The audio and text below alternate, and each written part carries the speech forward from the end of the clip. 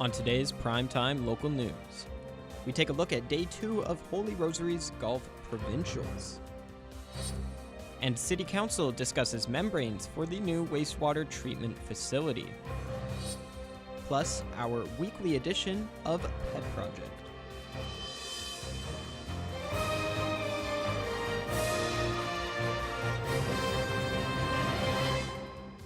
Primetime Local News, serving the Lakeland and Midwest regions. Hello and welcome to Primetime Local News. I'm Callan Dunlop. Elk Point RCMP are searching for a missing 5-year-old boy. They are getting help from police helicopters, Alberta RCMP dog services, and about 100 members of the public. Jagger Cross Memnook was last seen at his home on the Frog Lake First Nation around 2:30 yesterday afternoon. He is described as 3 feet 6 inches tall, 60 pounds with red hair and a pale complexion. Jagger is non-verbal. He was last seen wearing a light blue Nike sweater and a Paw Patrol pajama bottoms.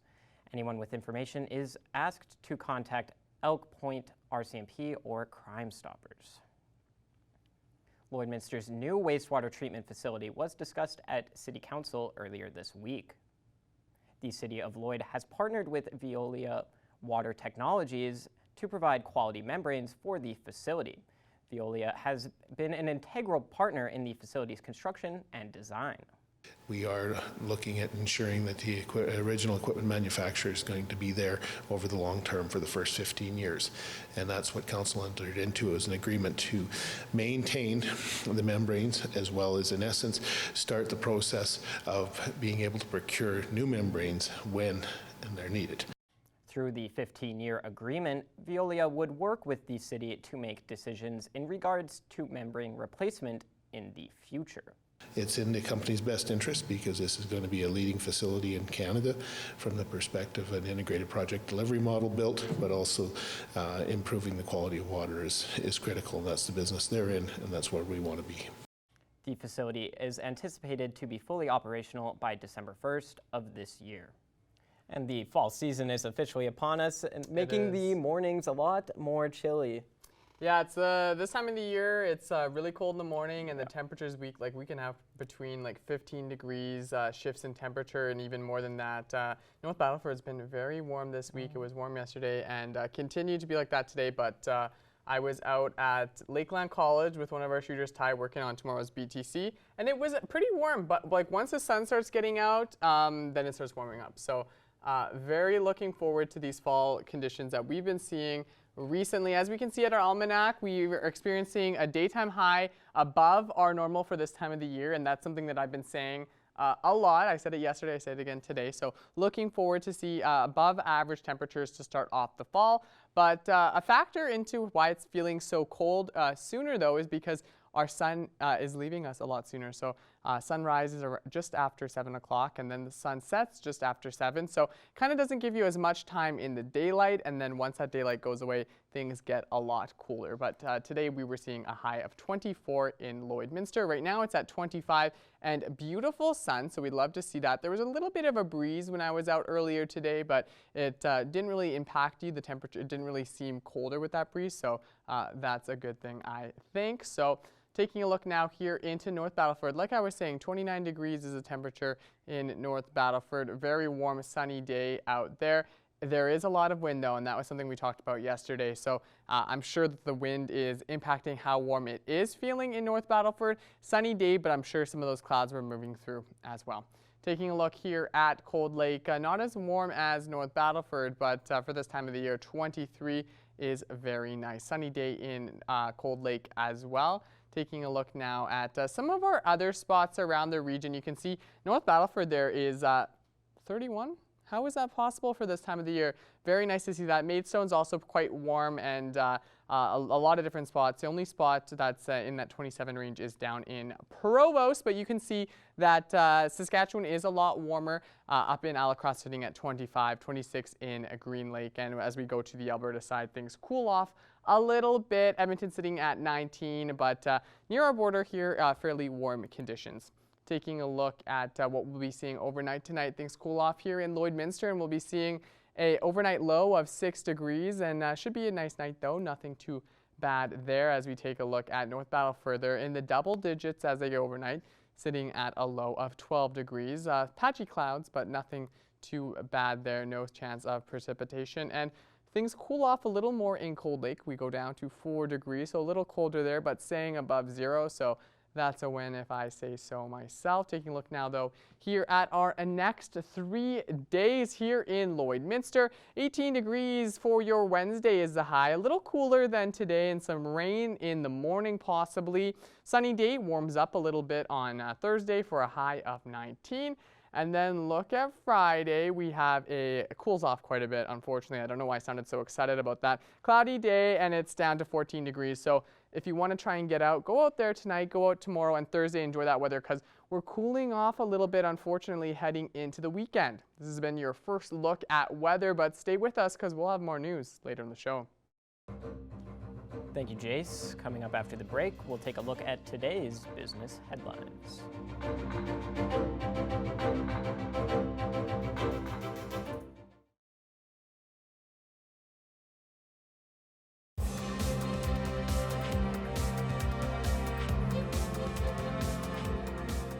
It's day 2 of the Alberta High School Golf Provincials, hosted by Holy Rosary, alongside Rolling Greens Fairway and the Lloydminster Golf and Curling Club. After an exciting start to the provincial championship, all of the competitors were out early to get some practice in here at the Lloydminster Golf Club. I was playing pretty well. I was playing it pretty safe, laying up on most tee boxes, hitting it straight. I think today I'm going to take driver out of the bag, go for it on a couple holes, hopefully shoot low. While the boys are competing individually, there will also be awards for the teams with the best combined team score. I think we're feeling pretty good. We're not close to the top, but I think we're mid-pack, and I don't know, Keenan's feeling good. I think Brady's feeling good, and I'm feeling pretty confident, so I think we could play good today. Now it's time for more weather with our Jace Mackey.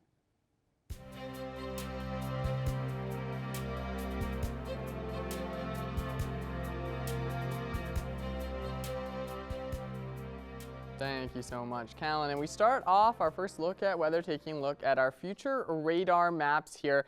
Same as yesterday, there was a lot of precipitation over into the mountains, into Alberta here. But if I step back a little bit, you can see once it loops back around into tomorrow morning, you can see that there's going to be some that comes through our area here, and that's something that we could see scattered throughout the morning. So as you can see, south of us there'll be a lot, and then this storm, that storm center there, could come up through Lloydminster. So something to take a look at tomorrow, as there's a chance we will be seeing some rain, especially in the morning here in Lloydminster. But taking a look here, as I mentioned, there's a chance of that rain. So taking a look at your school day forecast here in Lloydminster, starts off with a cool day, 6 degrees in the morning, a chance that there'll be some rain as well. Sunny day though, so that's the bright side. Starts to bright up a little bit during recess time, and 11 degrees. Still want to bring a jacket for that. As it'll be a little windy as we go throughout the day.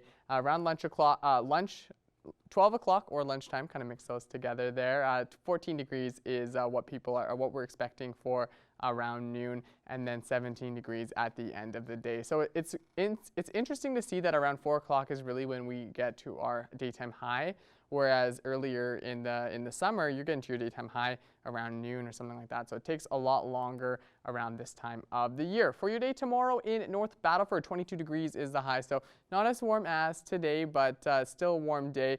Lots of sun through some high clouds in North Battleford. Taking a look now into Cold Lake, they'll be seeing some rain as well, some of that storm that's coming through early in the day. Not as warm today, and there'll be an afternoon chance of some rain, but 19 degrees is still a nice day, so go out and enjoy your morning in Cold Lake. Taking a look overnight at some conditions across our region, all single digits except for Alacross, sitting at 11, so 7 up in Meadow Lake, 4 in Bonnyville, and 6 in Paradise Hill, but it will be clear overnight in those regions, those areas of our region. Continuing to look across the region, the only spot overnight tonight that we could see a late shower is Wainwright. They'll be seeing a high of 4 degrees, and chance that you'll be having some rain in Wainwright. 5s in Myrnam and Pierceland, 8 in Unity and in Calgary. Now let's flip over and take a look at the day tomorrow in a lot of those areas across the region, and you'll see a lot more rain. So Meadow Lake, it'll be a sunny day with some rain, scattered shower in the afternoon in Bonnyville with a high of 18, 19 degrees, and a cloudy day in Provost. There'll be an afternoon shower in Alacrosse with a high of 21, but it'll be a cloudy day. 17 degrees is your high in Paradise Hill. It'll be a cooler day, but no chance of, not as high a chance that we'll see some rain in Paradise Hill. Continuing our look across the region tomorrow, Miriam, a nice beautiful day of high of 18. Clouds in the morning though. Chance we'll see some rain in Pierceland with a high of 18. It'll be a cooler day in Unity with a high of 20. Beautiful sunny day. Chance we'll see a morning shower in Wainwright, continuing on from those overnight showers. Not as warm as it was today, but 18 degrees is still pretty warm. Taking a look at the next 7 days here in Lloydminster, chance we'll see some rain tomorrow with a high of 18, 19 degrees on Thursday, and then things start to get a little cooler, but at least they're consistent. 14 degrees every single day except for Sunday, where we'll see it 1 degree warmer at 15 degrees and some sun heading into the weekend and next week. Finally, I want to end off taking a look at a viewer-submitted pet photo from Shane. This is from Lloydminster. I'm going to make a guess that this is at Bud Miller Park. Now, I haven't been out to Bud Miller yet with the fall colors, but I think this might inspire me to go out there tonight because it's always beautiful going through the trails to see all the colors there. So thank you so much to Shane for sharing this photo with us today. And this has been your extended look at weather, but stay with us. Callan Dunlop will be back with more news after the break.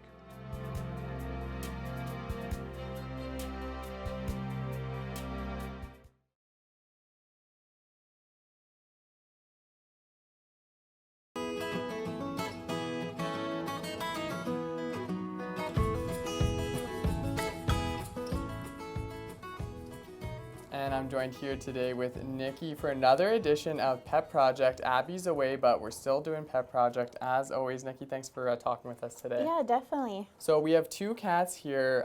They came in together. Can you tell us a little bit about these 2 cats? Yeah, so I have Catfish and Walleye. They came in together as a bonded pair. They are the most loving cats. They were obviously very well taken care of.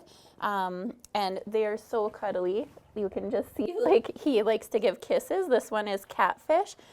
We think he's about 9 years old, but he is still very full of life, so cuddly, very much a lap cat, likes kids, loves attention, and just likes to chill like this. And if you're sitting, he'll come hang out in your lap. He is the sweetest thing.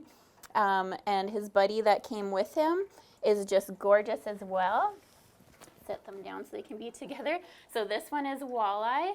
As you can see, he's also very cuddly, and we would really like for them to go together because they are just the sweetest things, and as you can see, they get along with each other very well. Yeah, when we first came in earlier, they were like cuddling up against each other, rubbing against each other, so you're hoping that they would go together as a pair. Yes. And talk to me maybe about what kind of living situation would be best for them. Do you think they would do well with kids, or would it be better with maybe an older couple? So they seem to really love attention from all sizes of humans. I had my kids in here and they were cuddling them, and I have young kids, so I do think they'd be fine with like kids or grandkids. And maybe a quieter home with like grandparents or something would be ideal, but they seem pretty well rounded. We have not tested them with dogs, although they have really adjusted quickly to being around the other cats in the room. So I do think they'd be okay to go into a home with other cats as well. As long as they're getting lots of attention, I think they'd be pretty happy wherever they end up.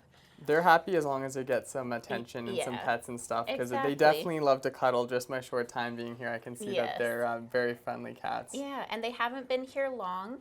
They only came in at the beginning of September. However, when we have bonded pairs, it is sometimes harder to find a home willing to take on 2 cats. So I wanted to highlight them right away because they are such a nice pair. And the shelter, of course, wants to help them find a good home. So we are willing to do adopt me for the price of 1. So it would like adopt me, adopt my shadow. So the 2 of them would go together for the price of 1 cat adoption fee. Because it's important to be able to keep them together if they have that history, hey? Exactly. And they're so happy with each other that we really want to see them end up in the same home.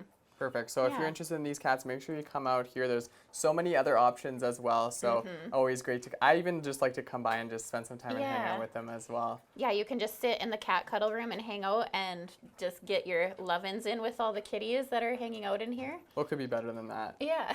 Talk to me a little bit about over the weekend. There was a walk that took place to raise some money. How did that event go? Yeah, so we were really thrilled with the turnout. The weather couldn't have been better. It Yeah. was warm but not too hot for the dogs. Perfect fall day. Hey? Yeah, it was awesome and so beautiful. So when we did go for the walk portion of it, we had all the fall colors and everything, so it was awesome. We had a really good turnout for how quickly we set up the event because we only had kind of advertised for a month before. So with how much time we had for advertising and how much support we received, we are like so appreciative and we can't believe like how well it went. I don't have exact numbers quite yet, but we will be posting probably by the end of the day today with numbers. But it's looking like we raised about $6,000. Oh, that's so, awesome. Yeah, we That's were good. pretty excited about that because that helps out a lot with the operating costs and like the care of the animals. So it was very successful and we feel like it was very well received. All of the dogs that were there, I was so impressed with how well behaved they were. We had good. no altercations. Everybody was happy and just out enjoying the day and the weather. And we got to enjoy like a Frisbee demonstration from the 4-H club and Border City Dog Sports. So it was a really good day. That's awesome to hear. Yeah. And, the fundraisers keep going here at Border Paws because there's an opportunity for people to get some photos of their pets and possibly family Yes. photos as well, I believe. Yeah, so we have Natural Light Pet Photography is doing photos this Sunday, the 1st, at the First Baptist Church. So it's the church right next door to the dog park. They're going to be doing fall photos. You can bring your pets in and then they can capture those pictures with all the fall colors in the back. And they are doing a fundraiser for the shelter. So we're going to be getting a donation of the proceeds that are raised this weekend. So go over to our Facebook page, check out the poster, and reach out to Emma, and you can sign up for photos. Perfect. And I'm Yeah. sure the Facebook page is a great destination for people to go to Yes. see other information about the shelter as You well. betcha. Yeah, we're pretty good at updating our social media, so it's a good spot to check out. Perfect. Well, thank you so much for showing off Yes. these two beautiful cats today. Catfish and Walleye, it was great to meet them, and hopefully they can find a forever home soon.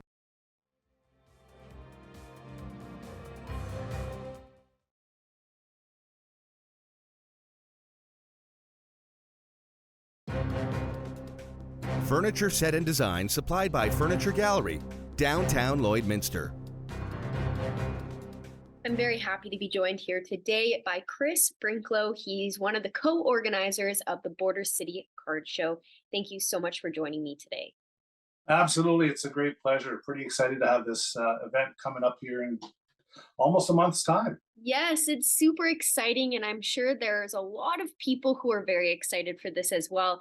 Can you give me a little bit of background on the card show and what it is? So last year, my friend Braden and I, we decided to get a little card show going just to kind of see what local interest there would be from collectors, because right now the card market, the hobby market is on the rise, whether it's hockey, Pokemon, Magic the Gathering.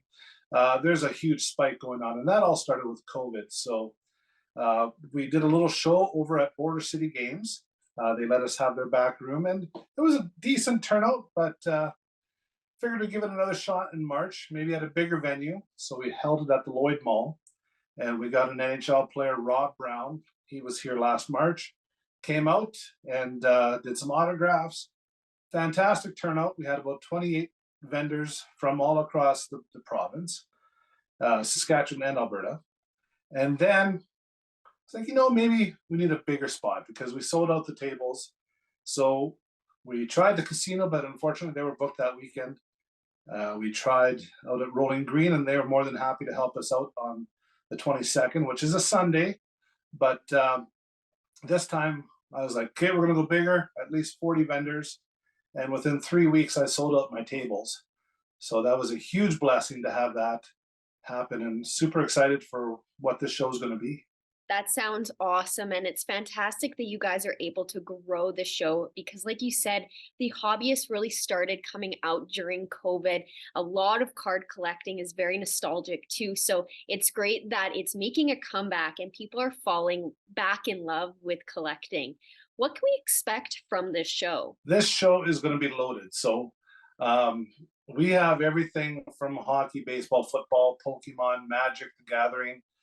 There's also going to be a special Pokemon event because the name of the card or the release has slipped my mind, but there's going to be a Pokemon game that people can come play, and Border City Games is putting that on in the back room at the Rolling Green Center there at the pavilion. And so there's going to be that. We're going to have Chris Joseph, who is a former Oilers defenseman, mid-90s, early mid-90s. And Chris is more than happy to come here. And also, Chris is a former Penguins draft pick from 1988. So I'm super happy about that.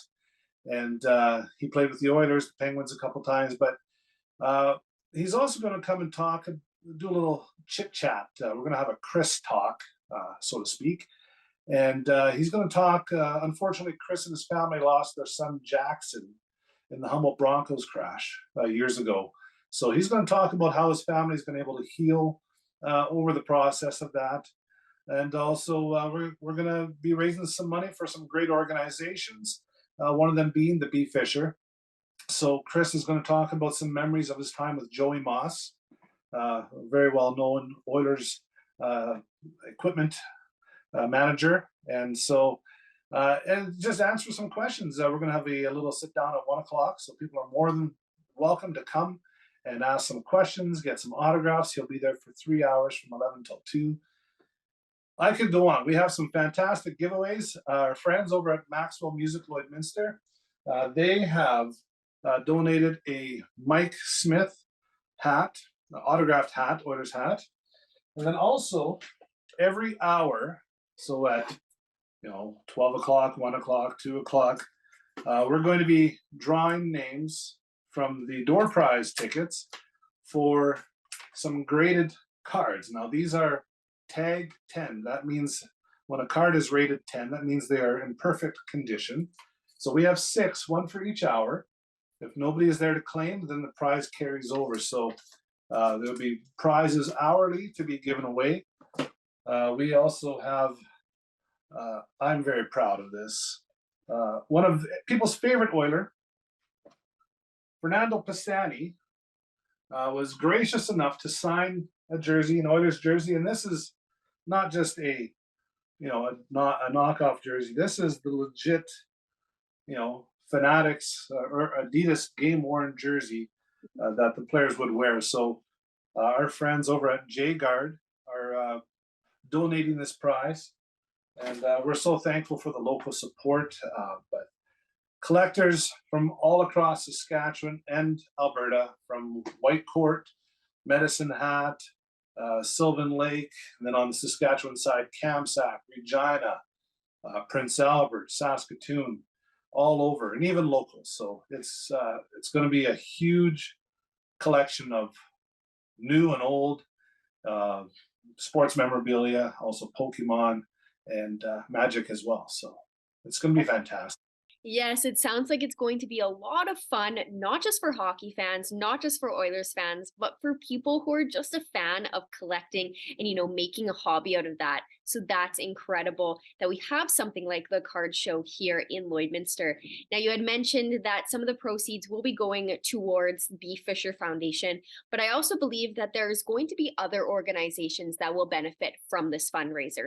Tell me a little bit about where those proceeds will be going. The sexual assault services here in Lloydminster, they've, as most people have known, they've had some foundation issues. They've been able to raise some money for it, but not everything has been taken care of. But aside from that, they also need there's a need for supplies, and also for some of the victims that they help, some things that they use to aid with that. So they are more than happy to jump on board with our fundraiser. And then Pleasant View Bible Camp. I know a lot of the kids in this area go to that camp every year.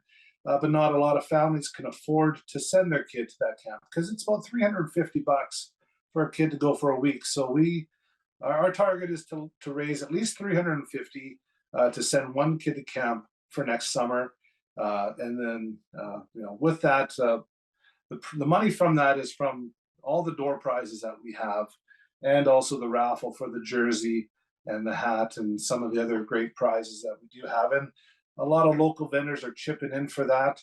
It's amazing to see. And even as simple as providing accommodation.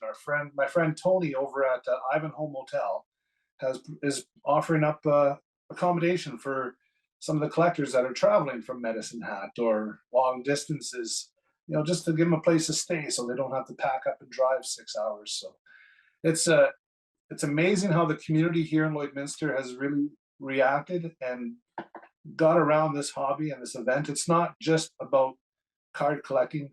It's about giving to the community and I guess showing some love. That sounds like this card show is going to be a fantastic event coming up on October 22nd.